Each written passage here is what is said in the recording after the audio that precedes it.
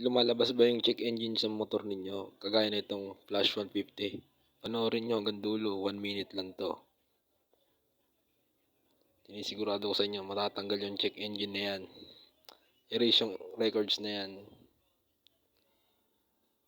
Ito. Ayan. Naka-check engine yan. Ayan. Naka-neutral. Nakabuo yan. Sisilindran ko. Ayan. Diba? Pumapalo yung RPM. Pero hindi pa na nawawala yung check engine. Ayan. Ito yung tricks ko. Para mawala yan. Re-reset ko lang sa ECU niyan. Then, buhay natin. Siyempre, lalabas yung check engine. Pag binuhay natin yan, mawawala na yan. Ayun, di ba? See? Nawala. Effective. Tutorial lang to. Ewan ko lang kung may gumagawa na nitong iba. Bye.